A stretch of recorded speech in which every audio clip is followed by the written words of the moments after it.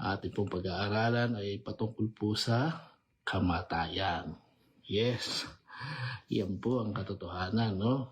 At ito'y mahalagang pag-usapan po natin.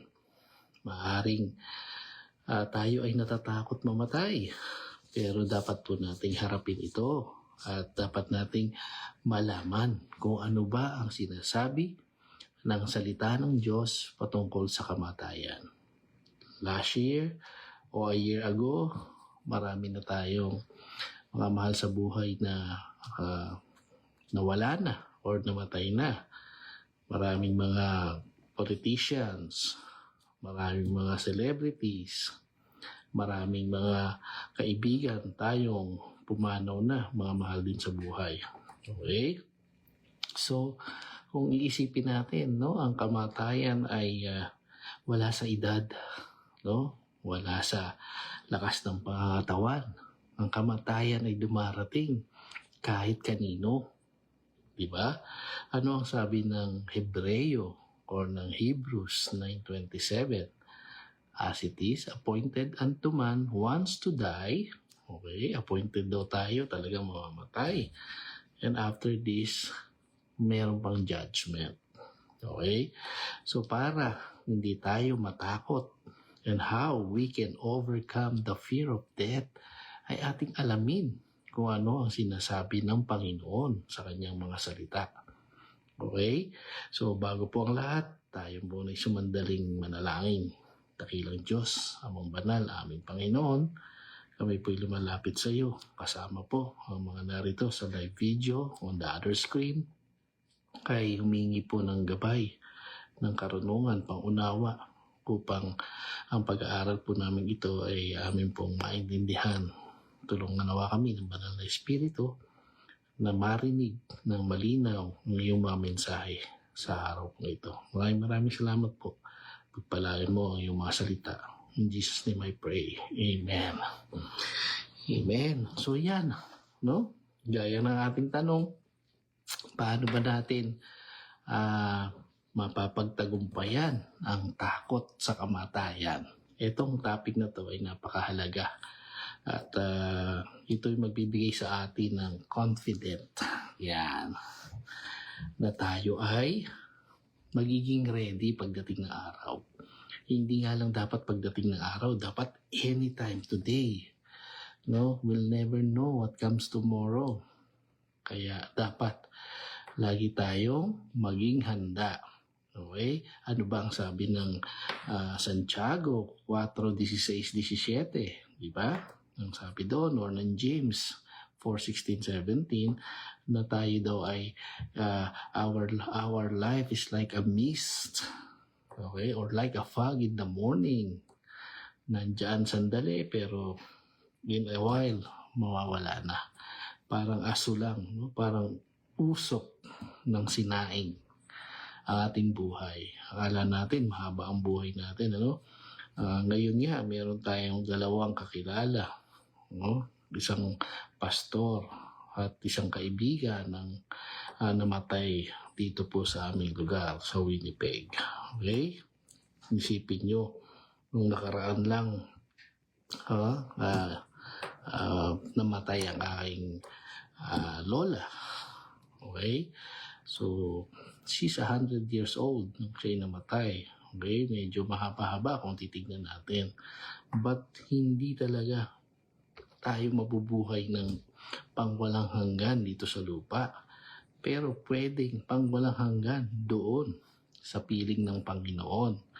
Kaya ating pag-aaralan. Kasi maiksi lang ang buhay talaga natin. Ano pa ang mga nangyayari sa mundo ngayon? Medyo may kaguluhan na. Aside from mamamatay ang tao, ang gulo-gulo din ng mundo. Pero para tayo ay maging mapayapa, alamin na natin ang ating pag-aaral. Okay, basahin muna natin itong ating key verse sa 2 Corinthians chapter 5 verses 6-8. Ano ang sinasabi? So we are always of good courage. Okay? We know that while we are at home in the body, we are away from the Lord. Okay? Verse 7, For we walk by faith and not by sight. Yes, we are of good courage, and we would rather be away from the body and at home with the Lord. Sino po ang nagsasalita dito? Si Apostle Pablo, no? Ini-encourage niya tayo na habang tayo'y nabubuhay dito sa mundo, ay wala tayo sa piling ng Panginoon. Yung sinasabi niyang salaysay dito sa kanyang explanation ay habang tayo ay nabubuhay dito sa katawang lupang ito, wala tayo sa piling ng Panginoon. Okay? Kaya tayo daw ay lumakad sa pananampalataya at hindi sa paningin lamang o hindi sa secular, okay, na pamumuhay, hindi sa mundong ito. Okay?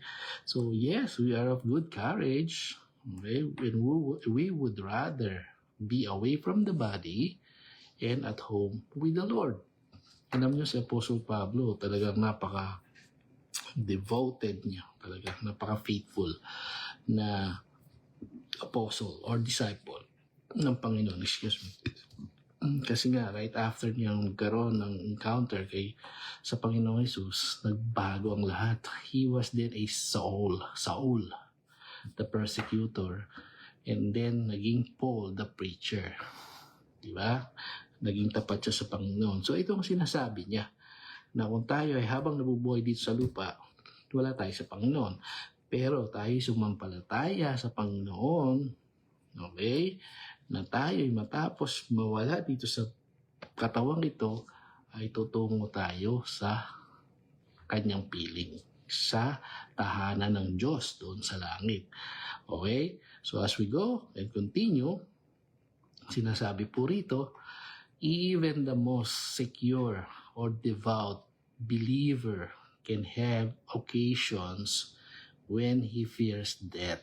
Dumarating din sa mga mananampalataya ang pagkatakot sa kamatayan. Okay? It is hardwired into our systems to avoid death. Okay? Death was not an original part of God's plan. Hindi ito daw ang talagang nais ng Panginoon, no? Magkasala kasi ang tao. Dapat walang kamatayang magaganap eh. Mamumuhay ng pangwalang hanggan sana si Eva at Adan kung hindi nagkasala. Pero ang nangyari, sila ay naging mahina. Okay? We were made to be whole and holy, living in paradise in communion with Him. The introduction of death was a necessary response to the admittance of sin into the world. Okay? In a sense, it is a grace that we die. If we didn't, we would have to live in a sinful world for all eternity. Okay? Biyaya rin na makaranas tayo ng kamatayan upang tayo makapamuhay na kasama ang Diyos kung tayo ay sumasampalataya sa Panginoon. Okay? Kung hindi daw, mamumuhay tayo makasalanan. Okay? For all eternity. Tayo huhusgahan. But although, lahat tayo huhusgahan sa pagharap sa Panginoon. Sakaling tayo ay lumisa na sa mundong ito, mabutit masama, okay? Makasalanan at mga naglilingkod sa Diyos, haharap sa Diyos. At doon ay mayroong paghuhusga. Pero, habang inaaral natin ito, mapapaisip po tayo. Okay? Even with the knowledge that death serves a purpose, we have a visceral reaction to the thought of our own mortality. Okay? The fragility of our physical bodies and the sudden cessation of life are stark reminders of our lack of control in a large of dangerous world. Wala daw tayong magagawa, kahit na mamuhay tayo dito sa mundong ito, ay darating din sa punto na tayo ay mapuputulan ng hininga. Kahit na makapangyarihan tayo, kahit na tayo pa ang presidente ng isang bansa, okay? Hindi natin kayang pigilan ang kamatayan.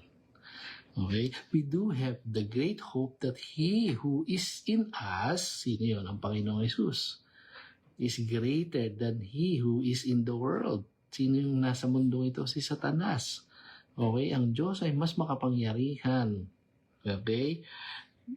Kaysa kay Satanas na siyang sumasa atin ng Diyos. Okay?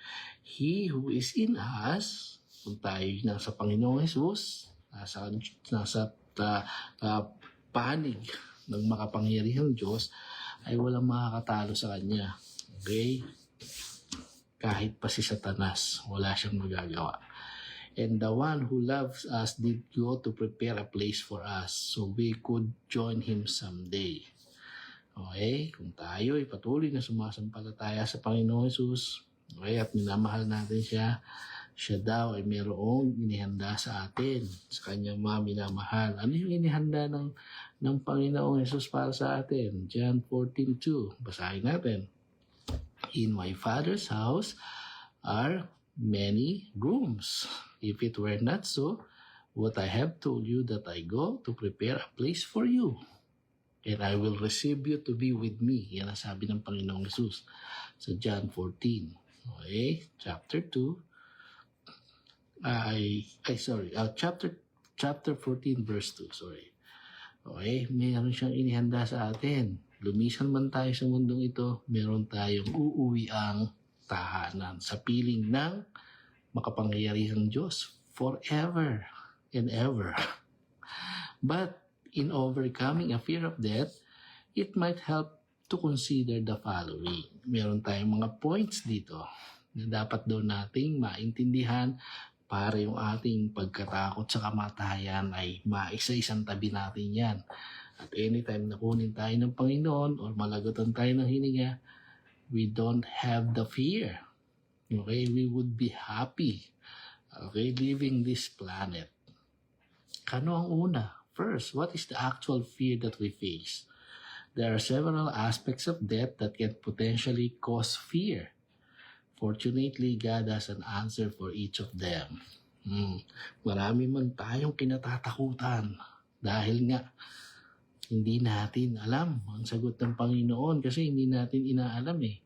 Kaya natatakot tayo na tayo ay mamatay. Pero ngayon, kung nandyan ka kaibigan at nakikinig at nanonood, mauunawaan mo na kung paano ka magiging matapang sa pagharap sa kamatayan. Ano ang una? Alamin muna natin ang mga bagay na mga katanungan ito at ang sagot ng salita ng Panginoon o mismo ang Diyos ay magbibigay sa atin. Fear of the unknown. Yan. Maraming tao. Miski ako, no? Pag hindi natin alam ang isang bagay, natatakot tayong subukan. Di ba? Kasi kinakabahan tayo, hindi mo alam. Fear of the unknown. What exactly does it feel like to die? Ano ba ang pakiramdam ng kamatayan or ng mamamatay? Ito lagi ko itong tinatanong sa sarili ko eh. Kapag ako ay nag-meditate, ano kaya ang pakiramdam ni Grandma nung siya ay mamamatay na? Ano kaya yung in-between na meron pa siyang buhay, tapos mapuputol na, ito na siya ngayon. So, lagi kong iniisip yan. Kaya, ito ang mga kasagutan na ating malalaman. It's so exciting, no? Kamatayan ang pinag-uusapan natin, pero nakaka-excite na ating malaman. What exactly does it feel to die? Feel like to die? What can you see as your life leaves your physical body? Ano nga ba yung meron? Di ba? In between, eto ka, tapos eto ka na ngayon. Nasaan ka? Huh? What can you see as your life leaves your physical body? How will it come about? Is it anything like people have reported that they saw a bright light? Okay? Or they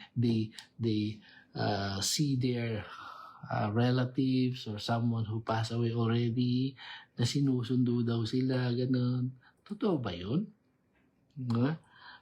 Paano nga ba ang na-experience ng isang namamatay ang mga bagay na kung saan hindi natin nalalaman?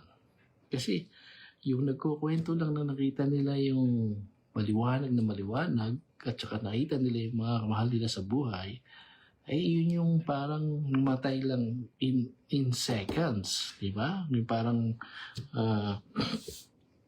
may tinatawag doon na parang yung nakomatos tapos biglang nabuhay ulit, and then yun na ang kinukwento. Okay. Ano ang sagot? Excuse me.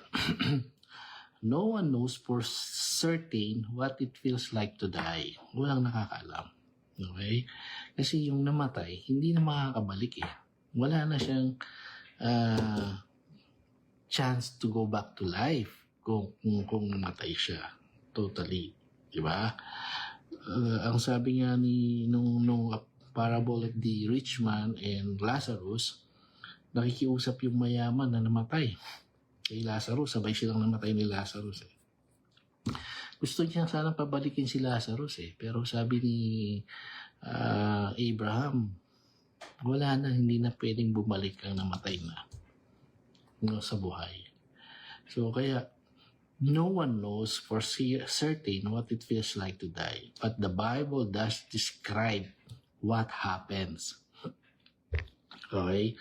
So yung binasa natin kanina, yung 2 Corinthians chapter 5 verse 6 and 8, kapag tayo wala na rito sa katawang ito at ikaw ay mananampalataya ng Panginoong Hesus, automatic ang mapupunta sa piling niya. Absent in the body, present with the Lord. Okay? So ano naman nasabi ng Philippians 1:23? Philippians chapter 1 verse 23. I am hard pressed between the two. Okay? Si Pablo itong din nagsasalita na to. Na kung saan ay talagang dahil sa kanyang pagsisikap, no? Sa kanyang tiyaga, pagmamahal sa Panginoon Hesus, ito yung kanyang mga nasasabi. I am hard pressed between the two. My desire is to depart and be with Christ, for that is far better. Okay? Gustuhin man niyang mabuhay pa na matagal. Pero, mas gugustuhin na lang daw niyang mapasapiling ng Panginoon. Dahil ito ang mas mahalaga. Okay? When we leave our body, we are at home with the Lord. What a reassuring thought, right? Ito na yung ating kasiguruhan na hindi tayo matatakot. Ito pa lang, di ba? Na nandun tayo sa piling ng Panginoon kung tayo lilisan sa mundong ito. So, then we have the promise of bodily resurrection. Okay? At which time we will be given new glorified bodies. Okay? Yan ang mangyayari sa atin. Meron tayong katawan na kagaya ng sa Panginoong Hesus. Kung tayo, like what I said, sumasampalataya sa Kanya, kung ano ang katauhan ng Panginoon doon sa langit, ganon din tayo. Okay? But in fact, Christ has been raised from the dead, the first fruit of those who have fallen asleep. For as by a man came death, by a man has come also the resurrection of the dead. Okay? For as in Adam all die, so also in Christ shall all be made alive. Okay? Tayo rin, di ba? Na sa sino mang sumasampalataya sa Panginoong Hesus, kahit pa yung mga namatay na nauna sa atin, ay bibigyan niya ulit ng buhay. Okay? At sa Kanya, ang muling pagkabuhay, di ba? Namatay tayo lahat dahil sa kasalanan ni Adan. Pero kay Christ, na siya ay nag-sacrifice, doon nag-umpisa sa atin ang muling pagkabuhay. Okay? Hindi na tayo kailanman mamamatay. Mamamatay man tayo physically, but we will have the assurance of eternal life. Pangako ng Panginoon yan. Okay? So ito yung una nating points, fear of the unknown. Pero ang sagot ng Panginoon ay tayo'y merong buhay na walang hanggan. Okay? So, absent tayo sa buhay dito sa katawang ito, pero uwi tayo sa Panginoon. O, di ba? Dito pa lang, kampante ka na. For sure. Ano pa ang ang kinatatakutan natin. Yung una, fear of the unknown dahil hindi natin alam kung saan tayo pupunta. And ito, fear of loss of control. Natatakot tayo mamatay kasi hindi na natin magagawa yung mga bagay na dapat natin ginagawa or gustong gawin. By the time humans reach adulthood, they have a pretty good idea how to interact with the world around them. They know how to find what they need, get to where they want to be, and interact with others in a way that fulfills their intent. Okay? Ganyan daw tayo right after tayo nagkaroon ng ating full senses or maturity. Marami na tayong gustong gawin. Marami tayong plano, marami tayong pangarap, mga goal. Okay? So, iyan ang ating mga bagay na kumbaga doon tayo nagkaroon ng mga responsibilities. Okay? Ngayon, dahil gusto natin gawin at nagagawa na natin, yung pangalawang tanong na fear of loss of control ay papasok ngayon. Diba? Many, even those who profess a trust in God, are so fearful of not getting what they need that they try to manipulate their surroundings and the people around them for their benefit. Some abuse others and take advantage of them, grasping for control. They don't trust God to provide for their needs, so they take care of things themselves. They don't trust others to give them consideration, so they demand what they think they need. Ngayon, ganyan ang mundo. Diba? Lalo-lalo na yung mga nasa power. They manipulate people. Okay? They control the country and the people around them. These people must certainly fear the loss of control upon their deaths. Okay, ito yung iniisip nila, pag namatay ako, hindi ko na magagawa ito. Sino nang magpapatuloy? Ako lang nakakaalam. Mga ganyang mga prinsipyo. The Apostle Peter showed a fear of death when he denied Jesus 3 times. Okay? Tandaan po natin, si Peter, malapit na malapit sa Panginoon. Sabi niya pa, dadaan muna sila sa akin bago kanila kunin, Panginoon, nung siya ay pinagkanulunan ni Judas. Pero ano nangyari? Di ba? Dininay pa rin niya ang Panginoon. Later, Jesus forgave Peter and encouraged him in service. After Jesus returned to heaven, Peter was filled with the Holy Spirit and all fear of death was gone. His passion for boldly preaching Christ's message far outstrip his need to control his surroundings. Okay? So the Holy Spirit alone gave Peter the strength to endure the challenges he would face.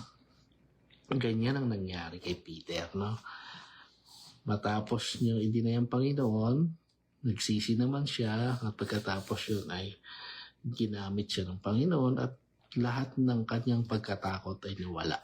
Alam niyo ba si Peter, pinagbabawalan siya sa Roma na mangaral ng salita ng Panginoon. Dahil hindi na siya takot mamatay, sabi sa kanya, we rather obey God than men. Kailangan namin sundin ang Panginoon kaysa sa inyo. Hanggang mangangaral pa rin kami patungkol sa kaligtasan. Okay? So yan, fear of loss of control. And the third one, fear for those left behind. Okay? The Christian view of death is that it involves separation. Okay? Natatakot tayong mamatay kasi paano na sila?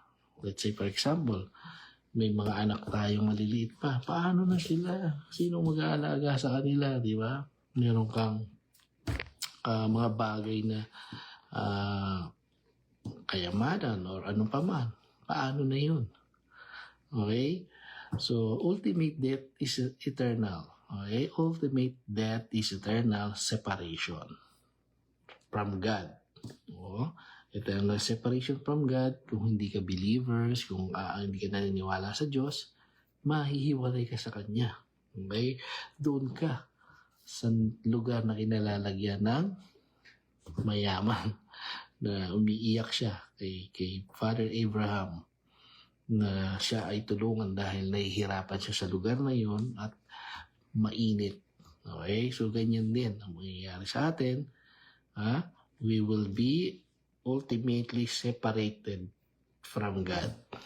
Okay? Ultimate death is eternal separation from God. So, in physical death, we are separated from our bodies. Okay? And from our loved ones on earth for a time. Okay? Bakit for a time?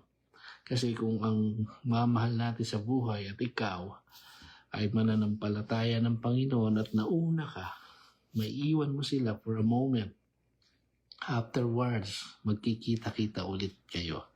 Magkikita-kita ulit tayo ng ating mamahal sa buhay kung pare-pareho tayong nananampalataya sa Panginoong Yesus. Okay? So we are separated from our bodies and from our loved ones on earth for a time. If our loved ones are also believers, we know that the separation will be a blink of the eye compared to eternity in heaven. Okay, sandali lang yun. Di ba? Parang magkikita-kita ulit kayo. If they are not believers, okay, ito na yung medyo talagang matatakot ka. If they are not believers, the separation will be permanent. Permanent separation from you, if you are believers, and permanent separation from God. Okay? So therefore, our mission then is to use our time together to pray for our loved ones and talk to them about eternity. And ultimately, we commit our loved ones into God's hands. Kaya nga, ngayon kaibigan, no? Kung buhay ka pa at naririnig mo ito at hindi mo naman ito nalalaman before, panahon na, no? Para ma-secure mo ang iyong katayuan kung saan ka tutungo. Ganun din ang ating mga mahal sa buhay. So, fear for those left behind. Okay? And number 4, fear of the act of dying. Diba? Ano ba yung pakiramdam talaga ng mamamatay? Exciting na malaman eh. Although, mamamatay ka, alis ka na sa mundong ito, pero ano ba ang pagkatakot natin kung tayo ay mamamatay na? Few ever know how they will die. Okay? Some deaths are quick and painless. Others face a long drawn-out illness. Maraming namatay, sandali lang. Yung iba hindi na nagising. Yung iba naman ay dumanas pa, no, ng suffering. Talagang na bedridden. Ramdam nila yung pakiramdam na masakit talaga, no, kapag may karamdaman ka, and after that doon ka uuwi sa kamatayan. So the mystery surrounding death, and in most cases the inability to prepare for it, can be frightening. Okay? Yung hindi ka pa ba handa, tapos mamamatay ka na. Nandun ka na sa in-between na nag-aagony ka, tapos mawawala ka na. Di ba? Parang kausap mo yung mga mahal mo sa buhay, pero takot na takot ka, ayoko mamatay. Kasi nga, hindi mo alam kung saan ka tutungo. Yun ang nakakatakot. No? It is really frightening. Even if we do know the manner of our death will come, we've been diagnosed with a terminal illness, for example, we must still overcome certain fears. Okay? Kailangan natin mapaglabanan yung mga takot na yan sa papaanong paraan sa pagsuko ng ating buhay sa Diyos habang nandun ka pa, may hininga ka pa. Okay? Otherwise, kapag naputol na yon, wala na. No chance at all. Diba? But death itself is only a moment in time. In a moment, nearly everyone has experienced or will. Okay? When that moment is over, we will claim. Okay? Ano yung i-claim natin? Okay? Believers of Christ, this is what we have to claim. But our citizenship is in heaven. Okay? Philippians chapter 3 verses 20 to 21.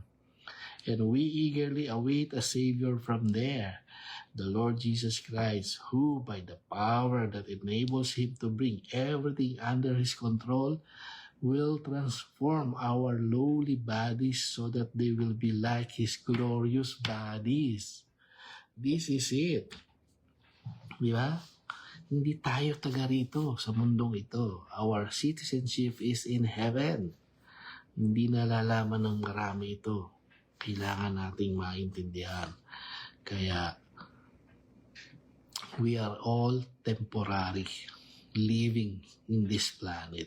We are just pilgrim. Okay? Are you not excited about that your citizenship, okay, will finally come when we die? So, anong kinakatakot natin? Di ba? Sa kamatayan. Ito yung mga pangako ng Panginoon. Okay? Often, being informed of and actively participating in manners related to our own end of life can help us assuage fear. Okay? You can take steps to prepare yourself and those around you. Okay? So, ngayon daw na na-inform na tayo at nalalaman natin ngayon, meron na tayong eagerness, di ba? Para ma-assure natin ang ating landing kung saan tayo tutungo. Okay? So, here are the practical steps. Overcoming the fear of death. Okay? Many people believe they shouldn't die because they have too much to live for. Hindi totoo yan. Walang mabubuhay ng mas mahaba pa sa mga nabuhay noong Old Testament. Okay? Sila, umabot ng mga 900 years. Diba? The person who lived longer than anybody else is Methuselah. Okay? He lived for 900 years, if I'm not mistaken. Okay? But us, even those people around us, they should think they are strong, healthy. There will come a point in time of their lives na akala nila malakas sila. Meron ako napanood. Bodybuilder siya. Ganda ng katawan. Pero sumunod na post niya, payatot na siya. No? May sakit, may cancer. Nasa bed of death na siya. So, ganyan, no? Many people believe they shouldn't die because they have too much to live for. Often, this means they have responsibilities and unfinished business that would be neglected if they were gone. Yung iniisip lagi natin no? Sino mag-aalaga sa mga anak ko? Paano na yung mga negosyo? Ganito, ganyan. Yan pa ba ang iniisip mo kung mamamatay ka na? Isipin mo yung iyong kaligtasan pang walang hanggan. Dapat ganoon tayo mag-isip. Hayaan mo na yung mga bagay na yan, ang mundo. Lahat yan ay masisira. No? Darating ang panahon, tutupukin lahat ng Panginoon yan. Okay? Doing what you can now to make sure your responsibility and tasks are taken care of then can alleviate fear. Diba? Kaya ka nga natatakot mamatay. Ang dami-dami mong iniisip Pero yung kaligtasan, nakalimutan mong isipin. Diba? So if you have a business or children or other dependents, consider their care. Yan nga, yung sinasabi natin. Decide who will take care of over your role and work with that person to come up with a plan. Prepare a will or a trust. Make sure all your necessary paperwork is organized and easy to find. Reconcile broken relationship while you can. Okay? Ayan, ito yung mga steps para mabawasan kahit kaunti ang iyong pag-aalala kung ikaw ay mamamatay na. Pero kung patay ka na, wala na, hindi mo na isipin yan Wala ka ng pakialam dyan or wala ka ng sense of responsibilities at all. Okay? So, pero ganun pa man, reconcile broken relationship while you can. Para naman kung makikita ka sa iyong taol, Kaya maganda ang sasabihin sa iyo. But don't live for dying. Just take reasonable steps to put things in order. Okay? So, ganyan po. No? Para naman maibsan kahit pa paano yung pagkatakot sa kamatayan dahil inaalala mo mga bagay-bagay. Ayan ang mga kaparaanan. Okay? So, legal steps on how overcoming the fear of death. Legal steps. Meron din legal steps. So, ano yung una? Practical steps. Gawin nyo raw yung sa practical step. No? Maghabilin ka na kung sino magtutuloy ng mga responsibilidad mo. Gumawa ka ng will. Okay? At saka makapag-reconcile ka sa mga nakaaway mo para maganda ang exit mo. Okay? So, legal step. Part of planning ahead involves deciding what will happen in the event you become incapacitated.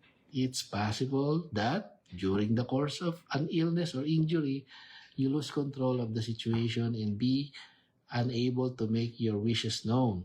To prevent confusion and possible turmoil, many people opt to set up an advance directive such as a living will or power of attorney. At any rate, it's wise to let those closest to you know that you want. At least tell them where it's written down. Yan, ha? Kung ikaw ay maraming mga ari-arian, tinatangkilik at gusto mo itong mapunta kanino man, eh, gawin mo daw yan. Living will or power of attorney to someone who will take care of everything. O yan, ha? Hindi ka na rin matatakot. And this is the most important things above all of the two. Spiritual steps. Okay? Spiritual steps on how we overcome the fear of death. The most important thing to remember regarding death is the truth about life. You love your family and care for them, but God loves them more. Okay? You may worry about your earthly legacy, but God is more concerned with an eternal kingdom perspective. Okay? All the paperwork in the world won't bring the peace of mind that comes with abiding in Christ. This is really true. Okay? Kaya nga sinasabi ko kanina, na mamamatay ka na, magalagutan ka ng hininga, worries pa rin ang iniisip mo. Hindi mo winori yung kaligtasan mo. Dapat doon tayo nakafocus. Yung lahat ng bagay dito sa mundo ay it's temporal. And you cannot even bring even a single coin sa langit. And we don't need that in heaven.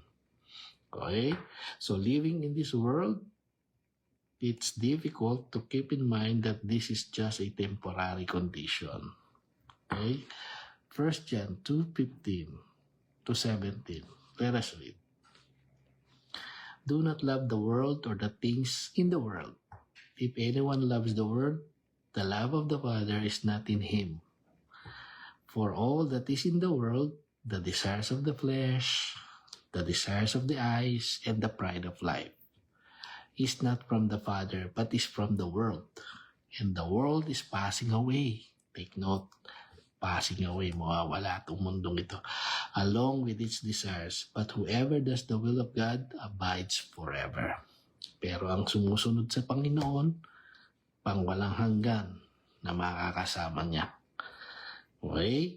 So, this helps us to maintain the proper perspective. Do not love the world or anything in the world. Okay?